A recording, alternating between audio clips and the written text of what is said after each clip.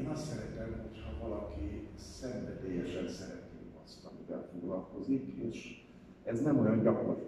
Ha valaki szenvedélyesen szereti a témáját, akkor valószínűleg akkor jó könyv születik. Az olvasói visszajelzések azt tükrözik, hogy nagyon szeretik az olvasók ezeket a kiemelt részeket. Így például van, arról is lehet olvasni, mi volt az a látogatójegy, ez tulajdonképpen a névjegykártyának volt az úgymond az elődje, és Erzsébet királynak is volt egyébként látogatójegye. Erzsébet királynak látható itt a filagóriája, ez a hosszú, amit itt látunk. És ez azért volt ez fontos, mert Erzsébet királynak volt Gödöllőn is, a gödöllői királyi kastélyban is, és Sönnyonban is volt csigalépcsője, ami keresztül lejuthatott a kertbe, és még nagyon sok helyen, ahol megszállt egyébként, nem csak ott, ahol lakott. És itt a budai várban is szeretett volna olyat, hogy ne csak úgy tudjon lemenni a kertbe, hogy mindenkin keresztül és köszöngetni mindenkinek, és akkor ezért épült meg neki, így a királyi ebédlőből vezetett ki, ott vannak a lakosztályok, és így le tudott jutni a palota kertbe a filagórián át. Milyen uralkodóné, milyen császárné és királyné volt Erzsébet, és nekünk magyaroknak az a legfontosabb, hogy milyen királyné volt ő. Ő nem szeretett császárné lenni, azonban a királyné szerep volt az, amit ő minden erejével támogatott, hogy a magyarok koronázott királynéja lehessen. Andrássy Gyula gróf egy kiemelt szereplője a könyvnek, András és Erzsébet királynénak a kapcsolata, és így az alcím, hogy ez a barátság vagy szerelem, ez erre is utal, és Erzsébet és Ferenc József kapcsolatára is. Andrássy Gyula gróf 1866. januárjától volt része Erzsébet életének, egészen mármint hogy Andrássy Gyula grófnak a haláláig. Ezt a két képet szlovák múzeumokból kaptuk meg közlésre, és Andrássy mellett látható a felesége, Kenderfi Katinka, akit szintén egy nagyon szép asszonynak tartottak. Amikor ők összeházasodtak, akkor még nem is gondolták, hogy mennyire össze fog kapcsolódni az életük a császári pár életével. A politikai szerepére koncentráltam, mert azt már nagyon sokan megtették, és nagyon jó kiadványok készültek belőle, hanem Erzsébet és Andrássy Gyulának a bizalmas barátságára, kapcsolatára, személyes vonulatokra, és az egész könyvben ez jelent meg, hogy az érzelmeken keresztül. Céli Mónikának is szeretnék köszönetet mondani, ő volt az, aki a ruhákkal kapcsolatos részek kidolgozásában nagyon sokat segített nekem. Igyekeztem úgy megcsinálni ezeket a fejezeteket és az egész könyvet, hogy olvastassa magát, és ez úgy néz ki, hogy sikerült is, mert nagyon írják az emberek, hogy hát ez a probléma a könyvvel, hogy nem tudják letenni. Az egész így vigye magával az olvasót, hogy minthogyha ő is ott lenne maga a vadászaton. A legelső alfejezet, amit én megírtam, az az volt, amikor Erzsébet királyné Andrássy Gyula grófnak a ravatalát meglátogatja. Erzsébet teljesen összeomlott ezután, Ferenc József leveleiből is kiderül. Én azonban leghívebb barátomat veszítettem el, ez abból a táviratból származik, amit Andrássy Gyula gróf feleségének írt Erzsébet királyné a grófnak a halálakor. Ebből kiindulva tudtam jobban beleélni magamat, és így meglátni, hogy tényleg ez egy nagyon fontos barátság volt, és ez az, amit Ferenc József is leírt, hogy igazi barátság fűzte Erzsébetet a Andrássy Gyulához.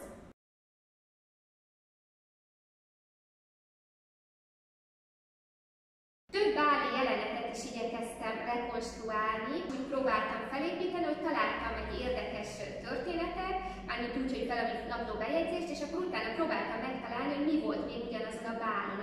Történt-e valami érdekes, és akkor ezzel elég sok idő elment sokszor, hogy az ember nem talált semmit, csak keresi, nem találja, de volt, amikor sikerült olyan helyekre gyújni, és akkor így egy egész bált föl tudtam építeni, hogy mi történtek azon a bálon. Olyan, mintha az ember ott lett volna a bálon, hogy egy kicsit átéli, hogy mit történtek, és ilyen élettel telivé válik a dolog. Katinka, Andrássy Gyulának a felesége, Kenderfi Katinka milyen kapcsolatban volt Erzsébet királynéval. Talán még érdekesebb dolog, hogy Ferenc József hogyan állt Andrássy Gyula grófhoz. Az édesanyja is úgy neveltette, hogy ő mint egy Istentől kapott jogán uralkodik, és nem alakíthat ki közelebbi kapcsolatot senkivel.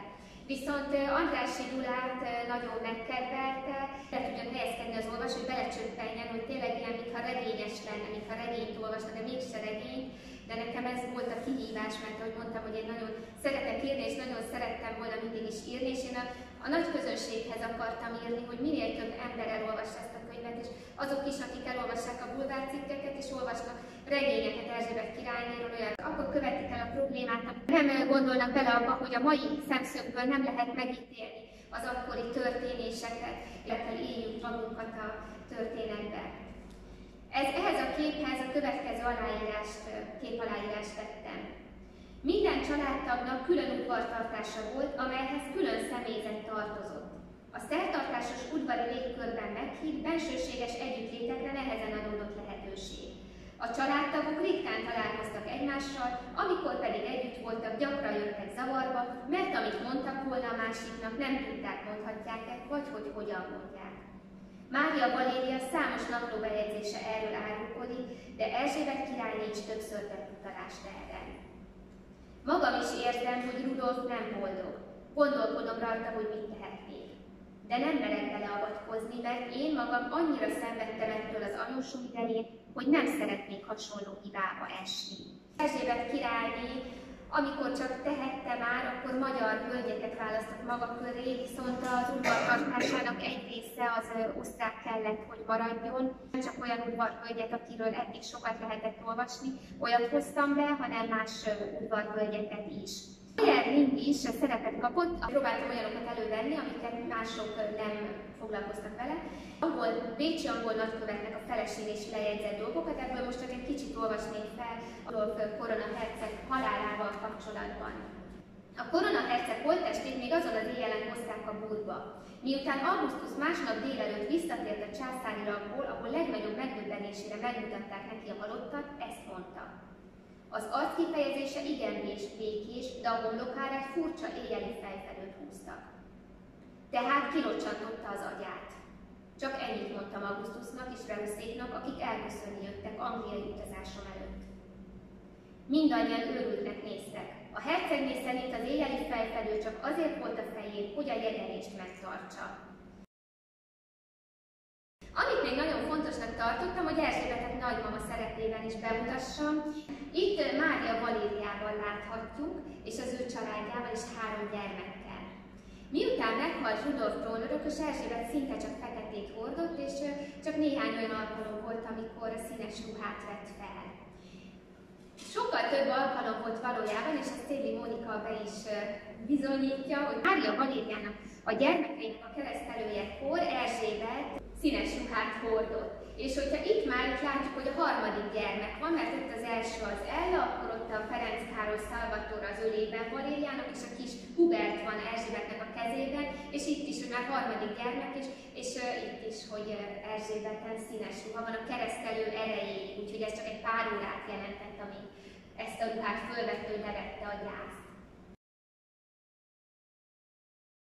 A főhercegnő lányét Auguszta főhercegné látható, ugyanis ő Magyarországra házasodott. És arról még nem szóltam, hogy Mihály főherceg Erzsébet királynénak az unokája, aki Auguszta főhercegnének a leszármazottja, ajánlott írt a könyvben, hogy látható Rudolf trónörökösnek az emlékműve.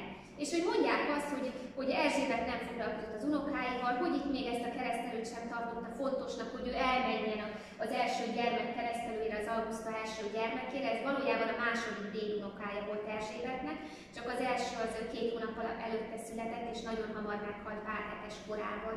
Nem volt ott a keresztelőn Erzsébet, és ezt lehet többféle szemszögből megnézni, mert hogy akkor azt mondják, hogy azért nem, mert nem érdekelte ő Gizella, nem érdekelték az unokái. És én ezt úgy gondoltam, hogy nem így van. Amikor szentelték a Rudolf trónörökösnek az emlékművét, ez pont egybeesett, itt az emlékmű, ez Korfun található volt, pont egybeesett azzal, amikor a keresztelője volt a gyermeknek. És hogyha belegondolunk abba, hogy a keresztelőt a szülés után nagyon gyorsan meg kellett tartani, és így, hogyha ebbe belegondolunk, és abba, hogy az út Korfuról 5-7 napig tartott akkoriban, hogy odaérkezzen Münchenbe a keresztelőre, akkor már kicsit máshogyan nézzük a dolgokat. Mert hogy ő nem az érdektelenség miatt nem ment el a kereszt előre, hanem azért, mert éppen egybeesett az, hogy avatták Rudolf trónörökösnek az emlékművén, és én úgy gondolom, hogy akkor azért még annyira nem lehetett kiszámolni azt, hogy pontosan mikor fog megszületni a gyermek. A Habsburgok magyar ágának tulajdonában van ez a levél, és ezt József főherceg írt a feleségének, Klotild főhercegnének. Ma csúnya, de melegköd vala, általában mióta itt vagyok, még nem fagyott. Ma a királyné magányosan ebédel. Tegnap színházban voltam vele, és rám parancsolta, hogy soha többé németül ne beszéljek vele, veled is csak magyarul akar beszélni, úgy lesz gyakorláson. Akkor ezt a levelet elolvastam, nagyon örültem neki, és próbáltam, hogy akkor nézzük, hogy ha megtaláljuk, hogy mit néznek a színházban, meg hogy itt van, hogy színházban voltam, hogy én így szerettem összerakni a dolgokat, hogy nem csak oda raktam, hogy ott van, hogy ez a levél, jaj, de jó, hogy megtaláltuk, hanem próbáltam, hogy akkor ezt megnéztem, és szerencsére sikerült is megtalálni, hogy akkor milyen darabot, egy népszínművet néztek meg, és az újság meg is írta, hogy akkor megmagyaráztatta magának a népszínművel kapcsolatban Erzsébet királyné, hogy mit mondanak, mert hát azért a népnyelv, a népies nyelvezet az nem olyan, mint az irodalmi nyelv. Majlás Saroltát látjuk, őt is Mikes Janka grófnő. Majlás Sarolta, akit látunk itt, ővel Erzsébet királyné még szénatárolóban is aludt, és az egyetlen vers, amit udvarhölgyhöz írt Erzsébet, és fennmaradt, az Majlás Saroltához szólt. A milleniumi ünnepségekkel kapcsolatos is egy rövidebb fejezet, és azért tartottam fontosnak, mert hogy Erzsébetnek ez volt az utolsó reprezentációja, nem csak Magyarországon, hanem az egyáltalán mint császárné is ez volt az utolsó reprezentációja, akkoriban már nem reprezentált. És a milleniumi ünnepségekkel kapcsolatban, amiket én itt nem az ünnepséget írtam le, mert szerintem az bárhol olvashatják, hogy mi volt, mit lehetett látni, hanem az Erzsébetre vonatkozó részeket, hogy milyen kiállításokat tekintett meg, hogy hol mi történt vele, mert szerette például inkognitóban megtekinteni a kiállítást, és volt olyan, hogy felfedezték, akkor körélyes sereggel lettek, és Erzsébet teljesen pánikot kapott attól, hogy az emberek körülötte összegyűltek. Magyarországon nyílt meg az első múzeum, első Erzsébet királyné múzeum a világon, és ez is mutatja, hogy a magyarok mennyire nagyon fontosnak tartották azt, hogy múzeumot hozzanak létre. Megjelenik ez a szeretet, a magyarok szeretet Erzsébet királyné felé, és én úgy írtam ezt a könyvet, hogy én ezt szerettem volna, hogy azt a szeretetet, ami megmaradt így a magyarságban, azt minél több emberhez elvigyem. Egyik hegyi túrája alkalmával magyar udvarhölgyével betértek egy menedékházba, ahol frissítőket vettek magukhoz. Távozáskor a házgondnoka megkérte, írja bele mint a vendégkönyvbe. Erzsébet intett magyar kísérőjének, aki a következőt vetette a lapra. Elizabeth Kaiserin von Österreich.